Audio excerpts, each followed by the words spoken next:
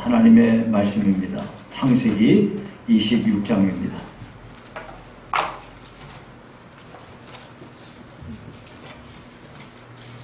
창세기 26장 12절에서 25절 제가 봉독해 드리겠습니다.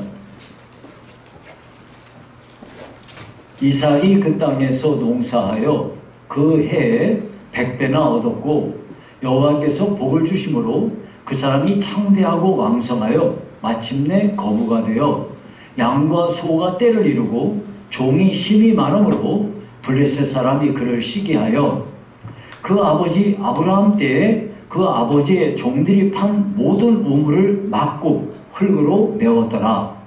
아비멜렉이 이삭에게 이르되 네가 우리보다 크게 강성한즉 우리를 떠나라. 이삭이 그곳을 떠나 그날 골짜기에 장막을 치고 거기 거류하며 그 아버지 아브라함 때에 팠던 우물들을 다시 팠으니 이는 아브라함이 죽은 후에 블레셋 사람이 그 우물들을 메웠음이라. 이삭이 그 우물들의 이름을 그의 아버지가 부르던 이름으로 불렀더라.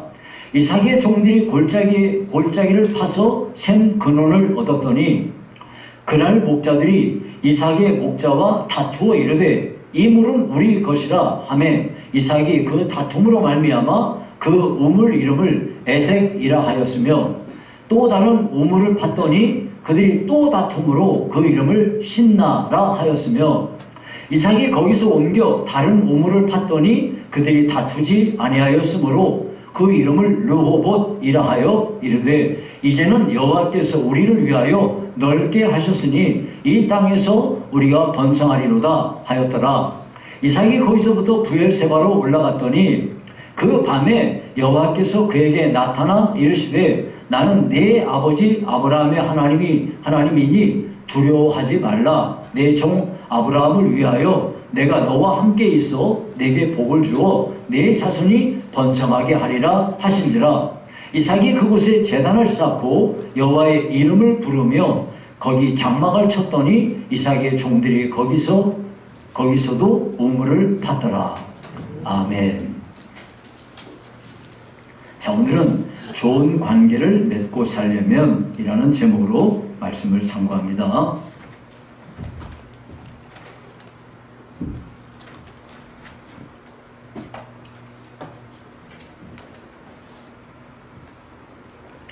여러분, 성도들 가운데는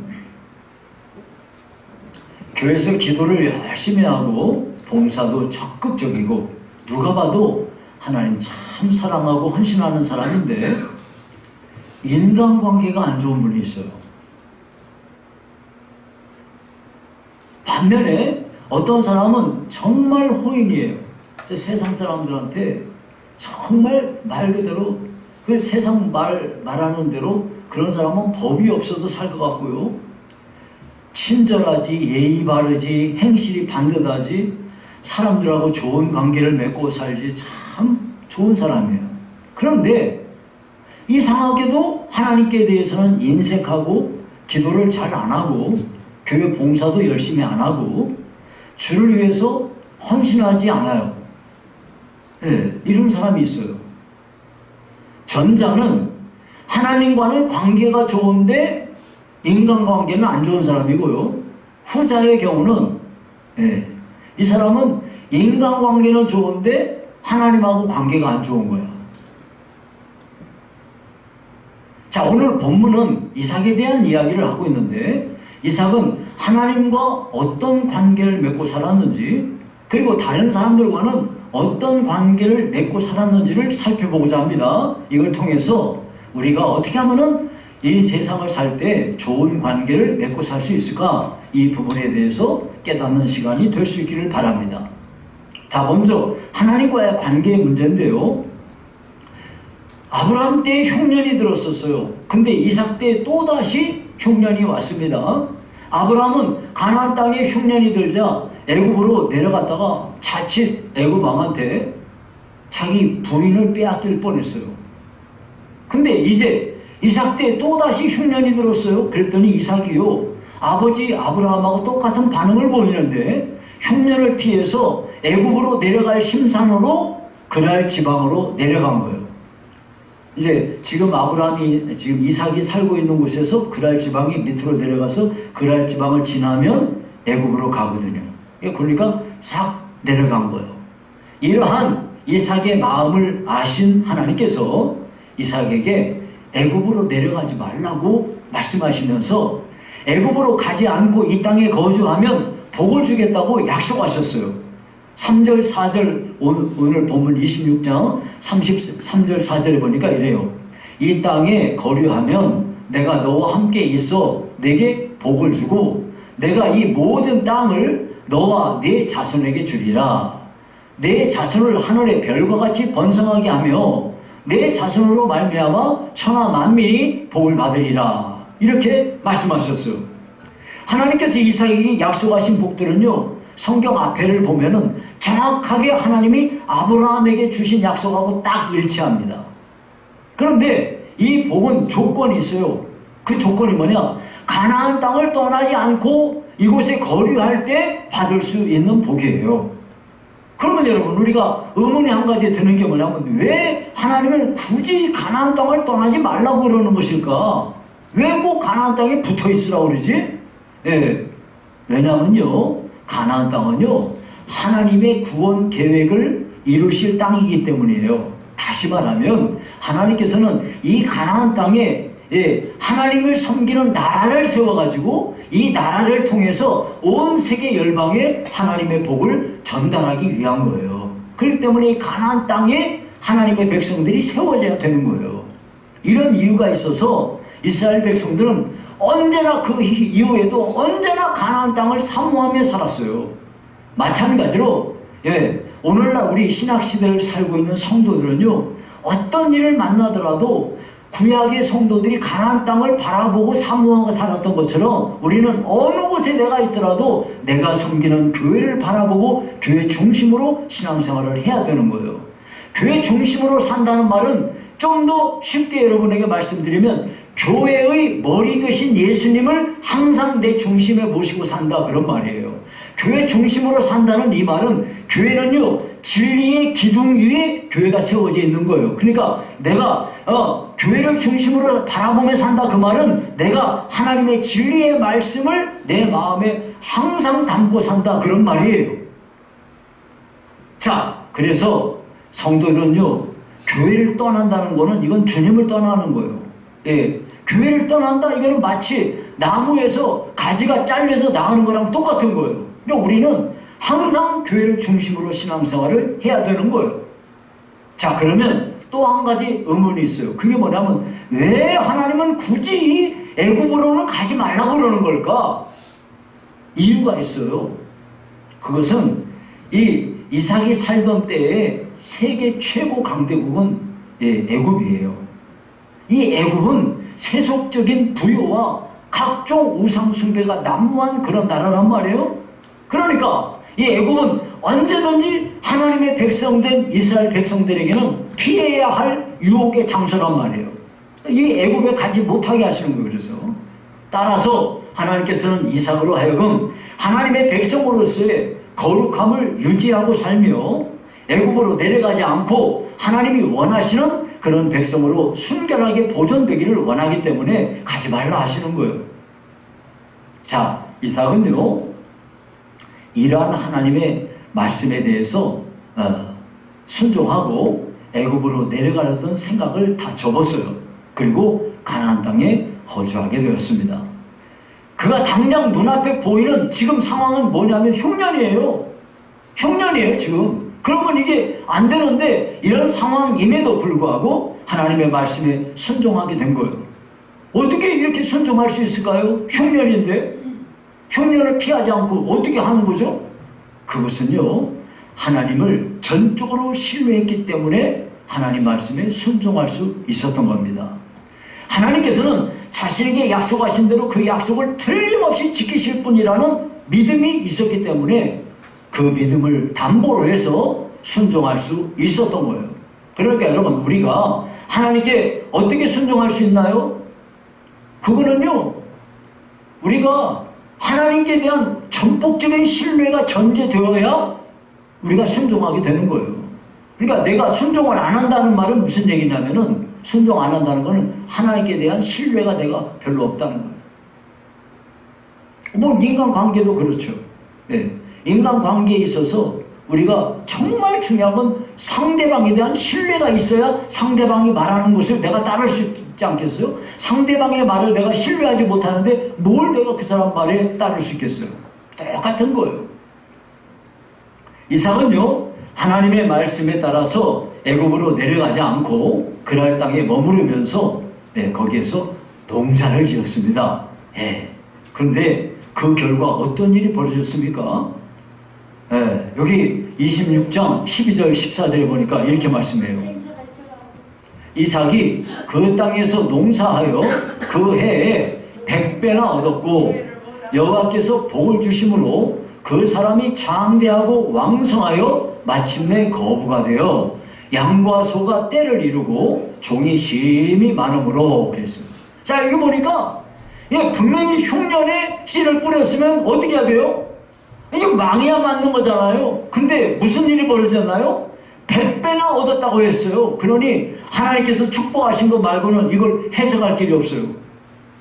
이삭은요, 그러니까 당장 현실적으로 본다면 현실은 어려운데 하나님을 신뢰하고 하나님의 말씀 앞에 전적으로 순종한 것입니다. 하나님께서는 이삭이 이렇게 하나님 자신을 신뢰하고 전적으로 순종하는 것을 보시고 큰 복을 내려주신 것입니다. 여러분, 이것이 하나님께 복받는 비결이에요. 먼저는 하나님께 대한 신뢰예요. 하나님을 온전히 믿는 거예요. 우리도 하나님을 온전히 신뢰하고 환경과 여건에 휘둘리지 말고 하나님 말씀 앞에 전적으로 내가 순종하게 되면 하나님께로부터 내가 복을 받을 것이다 하는 이 복받는 비결이라는 것을 여러분이 깨달으시기를 바랍니다. 왜냐하면요, 복의 근원은 하나님이시에요. 그래서 복의 근원이신 하나님 앞에 순종하게 돼서 그러면 하나님과 좋은 관계를 맺게 될 거 아니에요? 하나님을 온전히 신뢰하니까 하나님과 내가 좋은 관계를 맺을 거잖아요. 그러면 복은 저절로 따라오는 거예요. 여러분, 그리고 지금 이 이야기를 하면서 우리가 명심해야 될 게 한 가지가 있어요. 그게 뭐냐면은 모든 관계, 우리가 살아가면서 맺는 모든 관계에 있어서 그 첫 번째 단추는 뭐냐면 하나님과 좋은 관계를 맺는 거예요. 하나님과 좋은 관계를 맺는 사람은 내가 입는 옷에 첫 번째 단추를 바르게 끼우는 거예요. 만약 내가 첫 번째 단추를 엉뚱한 데다 끼우면 그 뒤에는 저절로 자동으로 다 잘못되는 거예요. 이걸 전부 풀러가지고 다시 시작하지 않으면 안 되는 거예요. 이 이야기는 무슨 이야기를 말하는 거냐면 먼저 하나님과 좋은 관계를 맺어서 하나님의 뜻을 이루는 사람으로 살아야 돼요, 우리가. 그리고 아무리 다른 사람들과 좋은 관계를 내가 맺고 살아도 하나님과 관계를 바르게 맺지 않는 사람은 결국은 이 사람은 전체가 틀리는 거고 신앙생활을 실패할 수밖에 없게 된다는 것을 기억해야 돼요. 우리 인생에 있어서 우리 사람은요, 하나님께서 우리를 지으실 때 처음부터 우리는 피조물로서 창조주와 관계 속에서 존재하는 존재예요. 그리고 우리는요, 우리 사람은 하나님의 사람을 볼 때 혼자 사는 것이 적당하지 못해서 그를 돕는 배필로 여자를 만들어서 관계 속에 살게 했단 말이에요. 그러니까 인간은 관계를 떠나서는 존재할 수가 없어요. 어차피 관계를 맺고 살아야 되는데 이 모든 관계를 맺음에 있어서 그 첫 번째 단추가 하나님과 좋은 관계를 맺고 사는 거예요. 그러면 우리가 그 다음 단추들도 잘 띄울 수 있게 되는 것입니다. 자, 그러면 이제 두 번째로 이삭은 이웃들과 어떤 관계를 맺고 살았나 이걸 살펴보겠습니다. 자, 이삭이 하나님께로부터 복을 받아가지고 거부가 되니까 거기 살던 그 그랄 지방 사람들이 이삭을 시기하기 시작했어요. 그래가지고 이삭이 사용하던 우물을 막아버리고 흙으로 메워버렸습니다. 26장 14절 15절을 보니까 이래요. 블레셋 사람이 그를 시기하여 그 아버지 아브라함 때에 그 아버지의 종들이 판 모든 우물을 막고 흙으로 메웠더라 그랬어요. 그러면서 자기들의 경내를 떠나라고 말했어요. 16절에 보니까 아비멜렉이 그랄 지방의 왕이에요. 아비멜렉이 이삭에게 이르되 네가 우리보다 크게 강성한 즉 우리를 떠나라. 예. 이렇게 그랄 지방에 살고 있는 그 블레셋 왕 아비멜렉이 이삭에게 이렇게 반응을 했던 거는 그가 이삭을 신뢰하지 못했기 때문이에요. 아비멜렉하고 블레셋 사람들은요, 이삭이 자기들의 기업을 빼앗고 자기들 걸 착취하는 줄로 오해한 거예요. 그게 착취한 게 아니고 하나님의 복을 주셔서 된 것이 그러니까 만약에 이삭이 하나님의 축복으로 농사가 잘 되고 거부가 되지 않았다면 그들이 이런 식으로 반응하지 않았을 거예요. 그러니까 참 사람 본성이 그렇잖아요. 누가 나보다 잘 되는 꼴을 못 봐요. 예. 누가 나보다 잘 되면요 참 배가 아파요. 그 힘들어해요 그걸. 이 인간의 마음속에 자리 잡고 있는 본성이 잘못됐기 때문에 오는 시기심과 질투심 때문에 이런 일이 벌어진 거죠.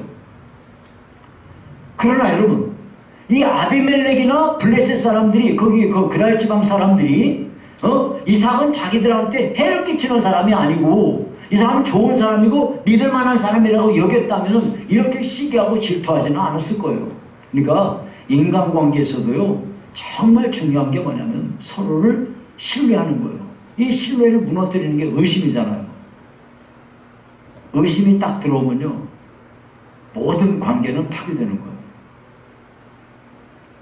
그래서 사탄은요 항상 이걸 기가 막히게 알기 때문에 사람들 사이에서 서로 간에 의심을 집어넣고 불신 관계를 만들어서 모든 관계를 파괴하려고 듭니다. 여러분, 부부간의 수많은 갈등들의 요인이 뭔지 압니까? 상대를 신뢰하지 못하기 때문이에요.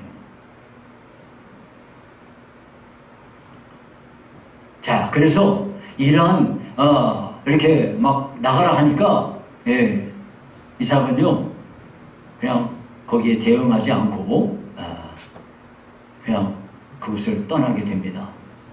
그래가지고 그랄 골짜기로 가서 거기에 장막을 치고 거기에 거류하였습니다.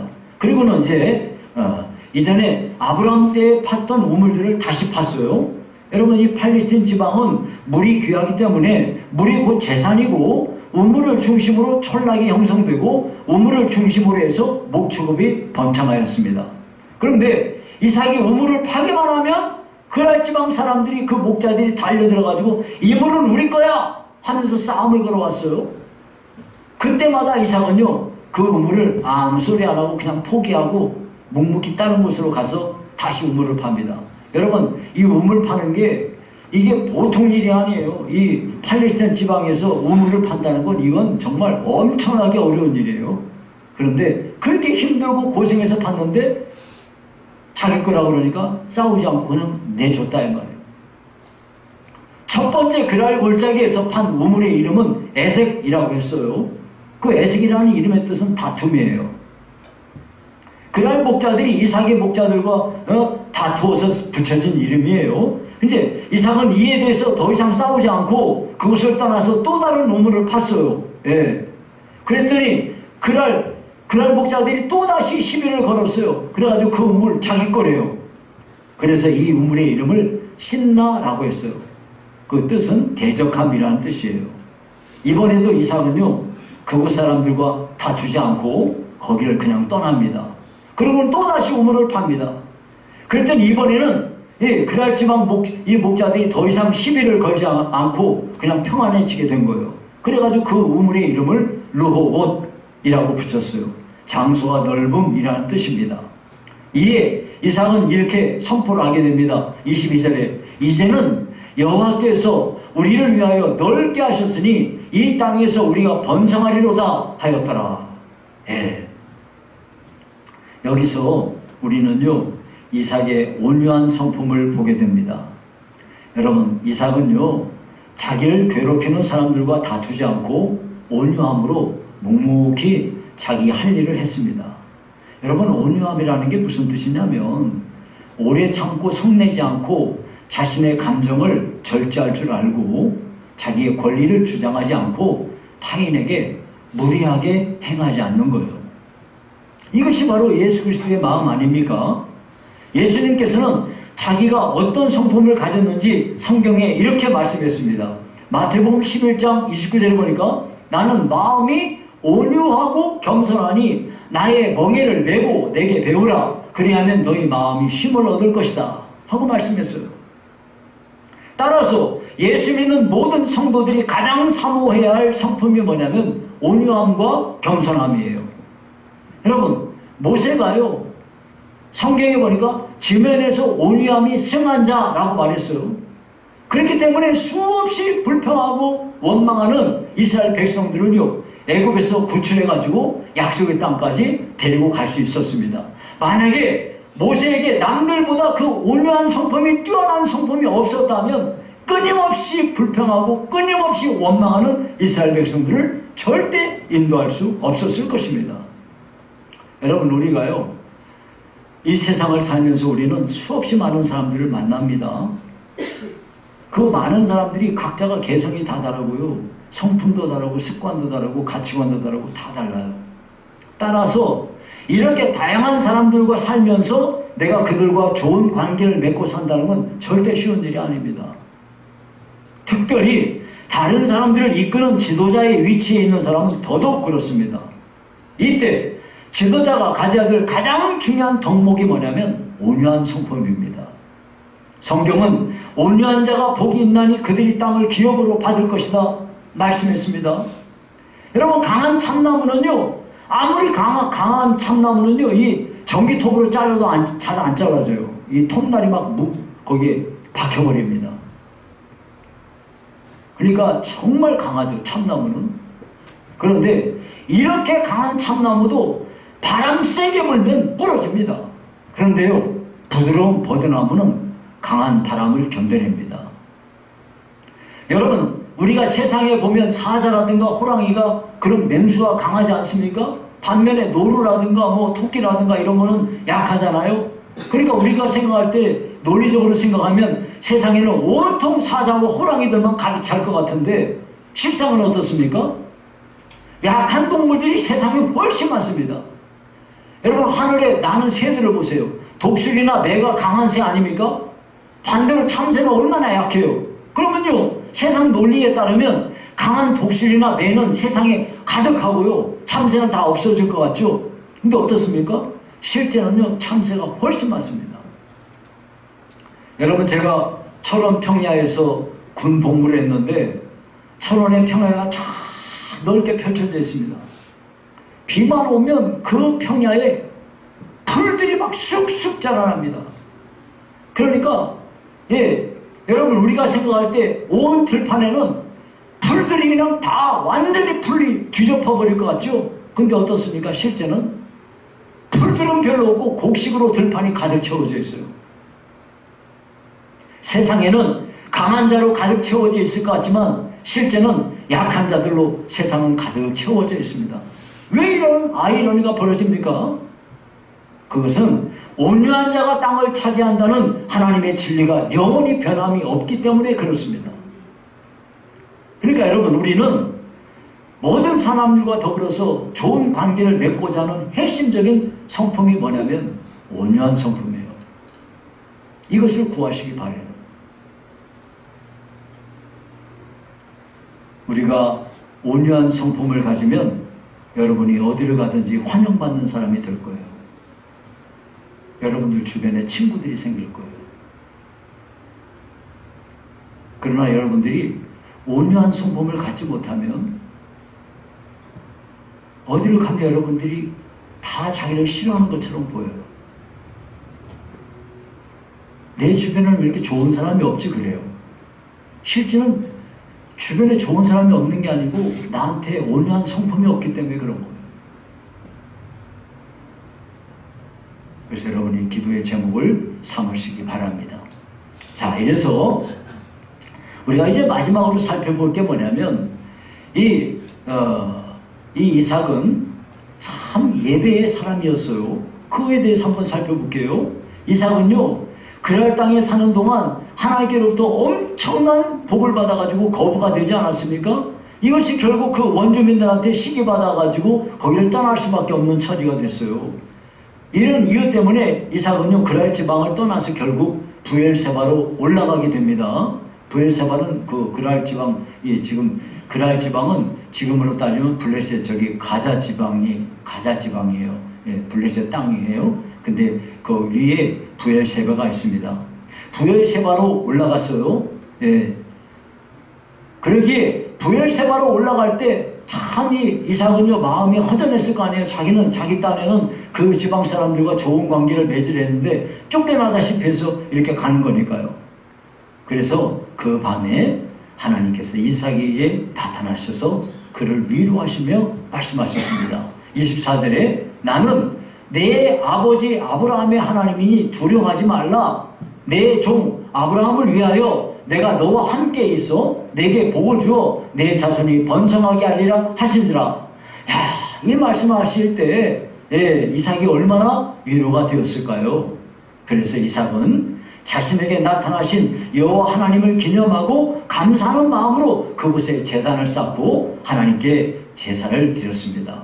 자, 이렇게 해서 하나님께 그 예배를 드리는 그런 삶을 통해서 이삭은 정말 그의 삶의 예배가 중심이 되는 그런 삶을 살았던 겁니다. 이삭은요, 이 예배를 통해서 하나님과의 모든 관계를 회복하며 나아가 다른 사람들과의 관계를 회복하였던 거죠. 여러분, 오늘날 우리들도요, 우리가 예수님 믿어서 은혜를 받았어요. 그래서 하나님 앞에 나와 예배를 드립니다. 그러면요, 여러분, 예배를 드린다는 것 자체가 얼마나 이게 복입니까?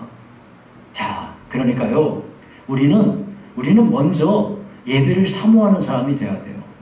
그리고 이 예배 중에 살아계신 하나님을 만나기를 간절히 사모해야 돼요. 어떻게 하나님을 만나는데요?